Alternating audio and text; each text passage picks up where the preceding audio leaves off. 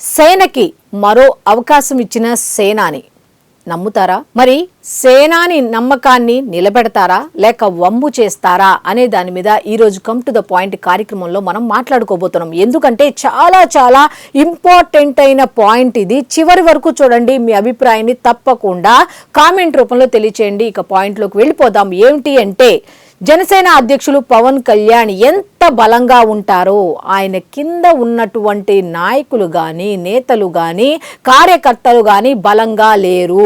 ప్రతి డిబేట్లో కూడా మాట్లాడే గొంతుగా జనసేన పార్టీ తరపు నుంచి స్వరం విప్పడానికి, వాణిని వినిపించడానికి సరైన వ్యక్తులు లేరు అన్న ఉద్దేశంతో జనసేన అధ్యక్షులు పవన్ కళ్యాణ్ ఏం చేశారంటే, కమిటీలు ఏర్పాటు చేసి ఆ కమిటీల్లో ఒక 50 మందిని అయితే సెలెక్ట్ చేసుకున్నారు అధికార ప్రతినిధుల కింద. ఎందుకంటే జనసేన పార్టీ చాలా బాధ్యతాయుతమైన పార్టీ. ఏది పడితే అది మాట్లాడకూడదు. ఏది మాట్లాడినా సరే జనసేనాని ఏ విధంగా ఆలోచిస్తాడో ఆ సేనాని మాటలకు అనుగుణంగా మాట్లాడాలి, ఆ ఆలోచనలకు అనుగుణంగా వెళ్ళాలి తప్ప రకరకాల ఇష్టం వచ్చిన మార్గాల్లో వెళ్ళటానికి లేదు, ఇష్టం వచ్చినట్టు మాట్లాడటానికి లేదు.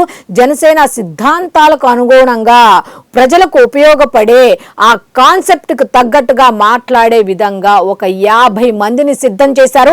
ఆ 50 మందికి కూడా కొన్ని లక్షలాది మంది కార్యకర్తలు ఉండగా వాళ్ళల్లో ఫిల్టర్ చేసి ఒక 50 మందిని సెలెక్ట్ చేశారు. ఆ 50 మందికి కూడా ఒక 2 రోజుల పాటు శిక్షణా కార్యక్రమాలు ఇచ్చారు. సీనియర్ జర్నలిస్టులు కానీ, బాగా అనుభవం ఉన్న మేధావులను పిలిపించి వాళ్ళకి 2 రోజుల పాటు శిక్షణా కార్యక్రమాలు ఇచ్చారు.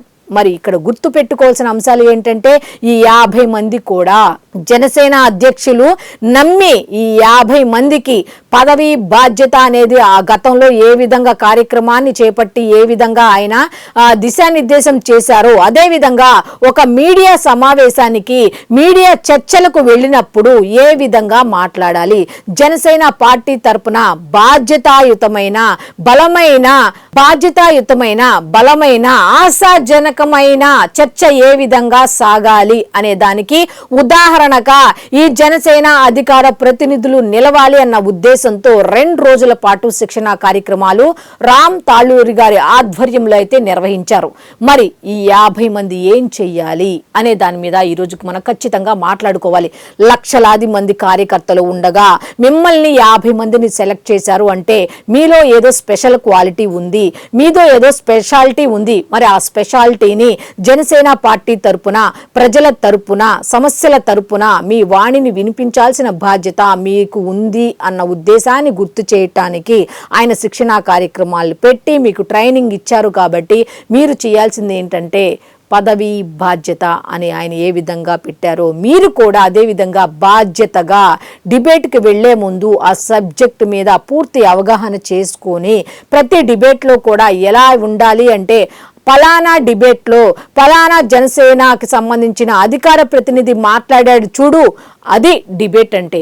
ఆ డిబేట్లో ఒక్కొక్క ప్రశ్నకి ఆన్సర్ ఇచ్చాడు చూడు, ఖచ్చితంగా కరెక్ట్గా మిగతా పెద్ద పార్టీలకు ధీటుగా ఇచ్చాడు చూసావా, సమానంగా కాదు ధీటుగా ఇచ్చాడు చూసావా, అది అధికార ప్రతినిధి. జనసేన అధికార ప్రతినిధి ఇచ్చిన ఆన్సర్ కరెక్ట్ ఆన్సర్, చేసిన చర్చ అర్థవంతమైన చర్చ అని రోల్ మోడల్గా నిలిచేలాగా అయితే ఈ 50 మంది కూడా నిలబడాలి అని కోరుకోవాలి. వాళ్ళు ఏ విధంగా పనిచేస్తున్నారో వాళ్ళు పని చేయాలని కూడా మనం కూడా కోరుకోవాలి. ఎందుకంటే జనసేన అధ్యక్షులు పవన్ కళ్యాణ్ ఒక మాట అన్నారు, జనసేన అంటే నేను ఒక్కడనే కాదు, నా తర్వాత మీరందరూ కూడా ఉండాలి, నేను లేకపోయినా మీరందరూ కూడా ఉండి నడిపించాలి. నేను లేకపోయినా అంటే మళ్ళీ ఇక్కడ తప్పుడు అర్థం తీయొద్దు.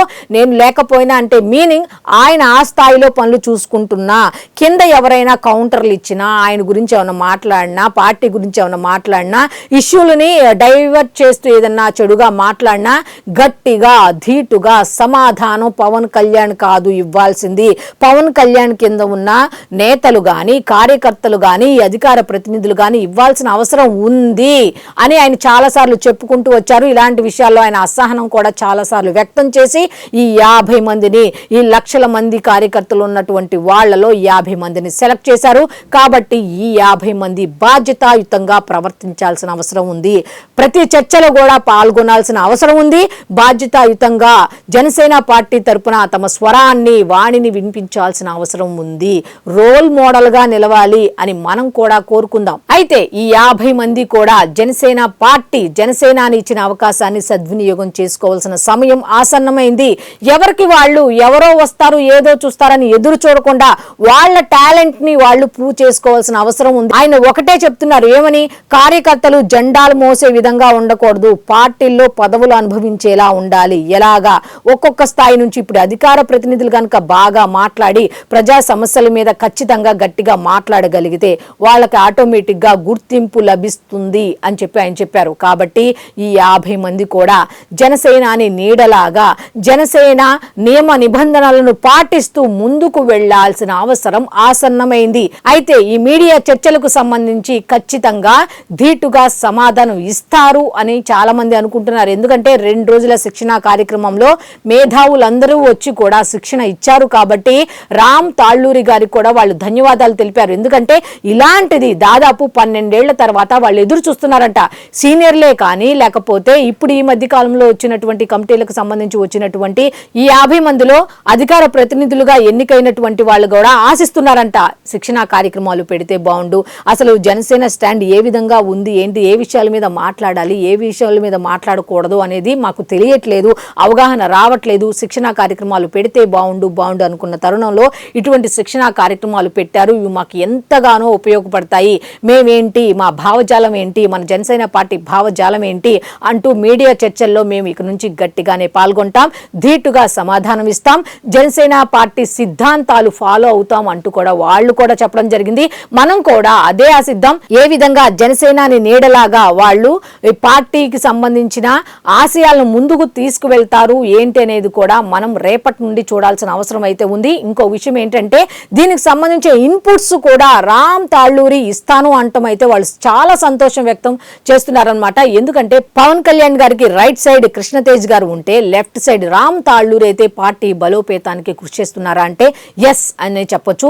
ఇటువంటి సందర్భాల్లో పవన్ కళ్యాణ్ గారు అటు సినిమాలు చేసుకుంటూ ఇటు పదవిలో తన పనులు తాను చేసుకుంటుంటే పార్టీ బలోపేతానికి తన వంతు తానుగా కృషి చేస్తున్నందుకు నిజంగా మనం అభినందించాల్సిన విషయంగా